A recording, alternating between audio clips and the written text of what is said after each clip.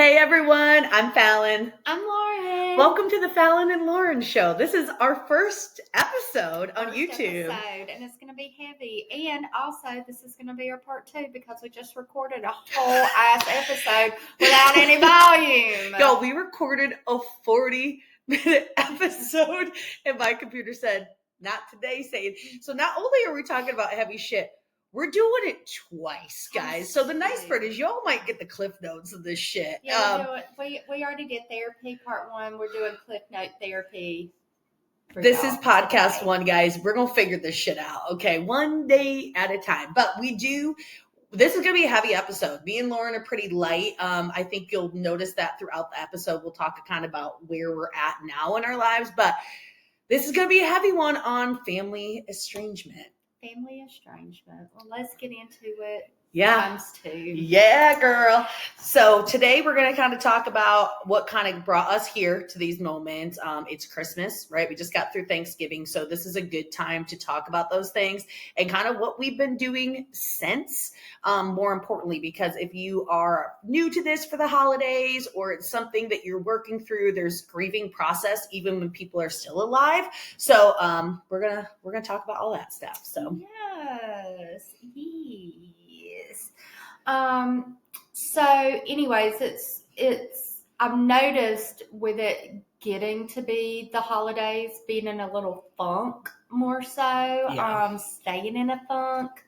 It's cold as shit outside too, which does not help me. Oh my God. It's just not, vitamin D is not D'ing. No, for sure. No, there's no D in sight. There's no D of any kind. There is no D. Ain't got no D. No D. Ain't got no D in my bed. Ain't got no D outside. We are very D deficient over here. Yeah. Do you want to kind of talk about? Yeah, I can kind of jump in. So this is going to be, I think it's my third holiday. I'm just trying to start blacking out, if I'm being honest. That I haven't had, I've communicated with her once or twice, but really any communication with my mother. This is something that's really difficult. This is more for the people and children that are on the other side. I'm sure there's people that will disagree or agree, but either way, if you've gotten to this place, please know that you're really lucky. First and foremost, if you've never been faced with having to make that decision with your parents, that should tell you everything that you need to know. But for me, it really had gotten to the point to where over decades of trying to just love myself while having her in my life. And the best way to explain that is it's the gaslighting. That didn't happen. You remember it wrong. It was the constant put downs. It was my weight. It was my looks. It was always pinning a sibling again. There was a lot of things that kind of led up to that moment.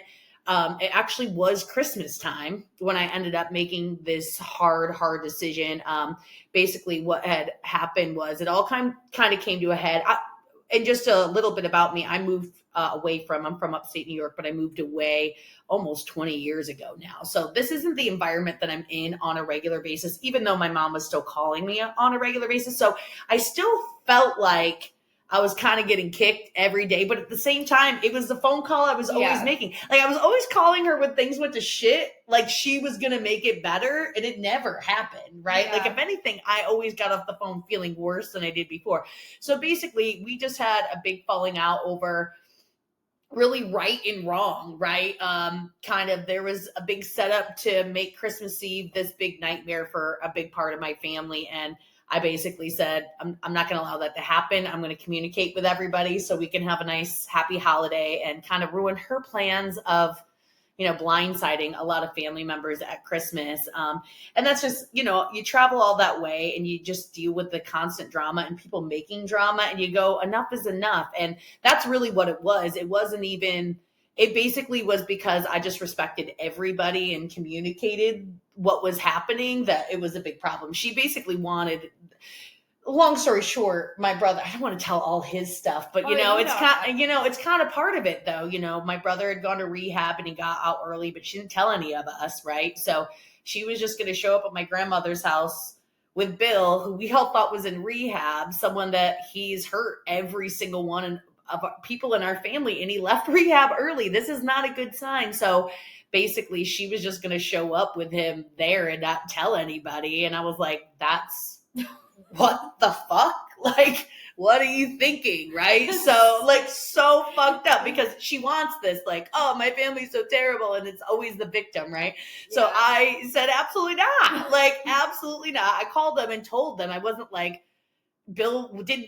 First off, she keeps telling everybody that he was uninvited. That never happened. I just called my aunt and said, hey, Bill left rehab early and he's coming. Right. So I'm just forewarning people. I don't want my brother, who I want to see healthy and happy, to walk into a home where he feels completely unwelcome.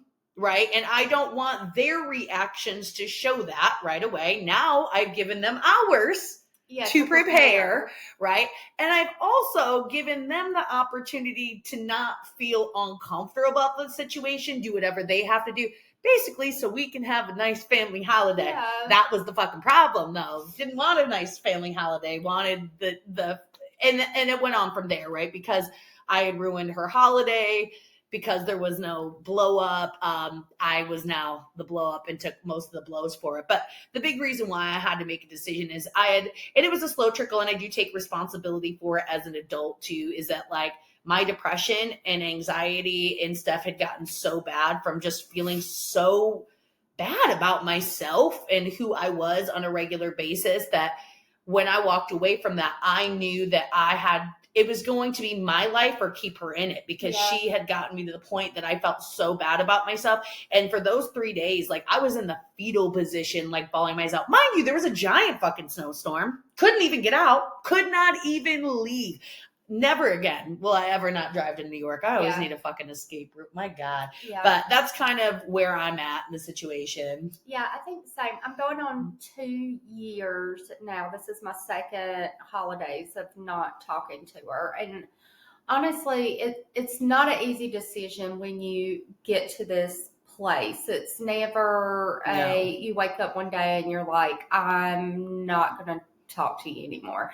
It's been multiple times of like taking a break and then reach back out, and it's just this vicious cycle that just keeps going and going and going, to the point where it's like it's like it's either my mental health and being happy in my life, or continuing to be in this toxic relationship where I'm not getting anything out of it. If anything, you are taking from me, to the point where I have nothing to give. Right. And I pride myself on putting other people first. Like, I will put someone first until but it was just like, if I had $10, she would want to live and she would be like, well, I need the money, and not even worry about like your needs, what I'm gonna do. And that's just like an example. But she when I think the downfall of our relationship was when my dad got sick. He was kind of the buffer for me and her. And just the way that she responded in probably one of the scariest and lowest part of our lives, and I say our because it's a family, seeing how she reacted, and I know it was scary for her, but the thing that stuck out with me the most is when she looked at me and told me that I didn't understand what it felt like because she was losing a husband. Oh, yeah. And I was like, I'm losing my dad. Like, I'm losing my dad. Like, why is this a competition? I think that right there was the downfall. I was like, I can't heal with someone in this. My grief. Your feelings didn't matter. My feelings did not matter. Yeah. My grief didn't matter. And I don't think she realized the effect that had on me at that moment. to where you're making a death of somebody that means a lot, to everybody, his friends and everybody, a competition. And that's what I feel like. Yeah, it's always my feelings, my need, like my everything feelings, is my more needs, important. Yes. And I just couldn't do it. And so I've literally and I've tried to talk to her since then, but I've started setting boundaries in place, enforcing boundaries, and those are barricades for her not to have full control over my life and what I'm doing. And it just got to be such a volatile and toxic relationship, to the point where I was like, if I keep down this road, I'm going to spiral. I'm going to be really depressed. I love her, but I love myself. Yeah. And I've gotten to a point where I feel comfortable saying that. Like, I choose myself. I choose my happiness. And there is some freedom in that too. Like it takes some time. It takes time, right? Because I know I personally like grief. Like, well, who the hell am I if I'm not trying to be the picture of who she wants me to be? Like, I'm in sales. My mom's always been in sales. Like, that for me was like, is this even what I'm supposed to be doing? Or am I just doing it because that was the only thing that I had in common with her to try to get her to respect me? Or, like, who are all these? I remember I got like a giant fucking nose ring for a little while. It was so big, y'all. Like, my nose is not big enough for a fucking nose ring. I looked like I was pretending to be like a Bollywood dancer. No, like, no fucking joke. But I went through like an identity crisis of like, well, who the hell am I now? And then there's also the guilt that comes from feeling better. Like, when it's like you're never free of the guilt either way. Like, because even now, here I am going through a holiday going like, oh, that didn't make me cry this year. Oh, that didn't feel as bad. Or, oh, I love myself. I can't remember the last time I talked down to myself because I don't have someone feeding me negative shit on a regular basis. Or making me feel bad. Just making you feel fucking shitty about yourself. The comparison. Like, sending you flowers every fucking Mother's Day. And when I call, it's always like, there's something wrong with the flowers, or one, you have to like one up it from something that like a sibling gave me and brush right off the thing that I did for you. Or it'd be like, oh, blah, blah, blah, actually called me and said hello. And I'm like, cool. I've been sending you fucking flowers, and you won't. Every year I ask for a card for my birthday and you won't even send me a fucking birthday card. Like, little things like that. And then tell me it's my fault because you don't have my address, which is so not true. Yeah, it's just it's not, there's always going to be something that is wrong, and that I could have done better, and that I feel like our relationship was measured in what I did for her. So if I went and took her out to dinner and took her out, she was okay with me then. And then 2 months from now, she'd be looking for the next thing for me to do for her. And it just started feeling like my good enough was not good enough. Yeah. And because it isn't. Like You're never going to be good enough. That's when you get to the point is when you go, I am out of gas. There is literally nothing left in this cup. You have knocked out every fucking drop I have left. And that's where I was too. I was like, I have literally given you everything that I have to fucking give. And I have to just go, then it's not going to work. I got to just stop because none of this is working any longer. And like, when you start putting that energy into yourself. Oh, it's nice.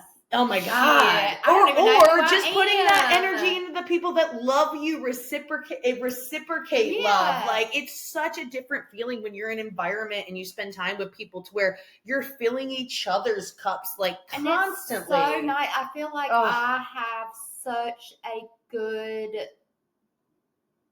support team around me that if I need something, I know that they're going to give that to me. And they know that if they ever need anything, I will be there for them. And 100%. It's never one-sided. And it's always like, what can I do for you on both ends? And it's so important when you get older.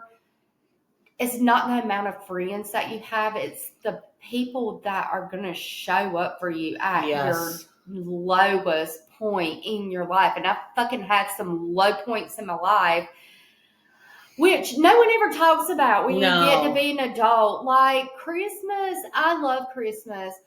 Christmas was such a magical time at a certain age. Yeah. And it's so fucking depressing. It is fucking depressing. My dog just had surgery. I don't got a fucking pot to piss in right now. And I'm sitting here going, well, now I'm going to see some of the family I didn't want to see at Christmas, but at the same time, you've got to remember, you got to live in those moments when we were younger, because you're like, look, even whether you're estranged or not, they kind of disappear, right? Disappear.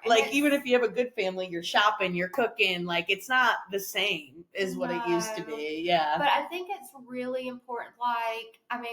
We were talking about our Christmas plans and it's just so important.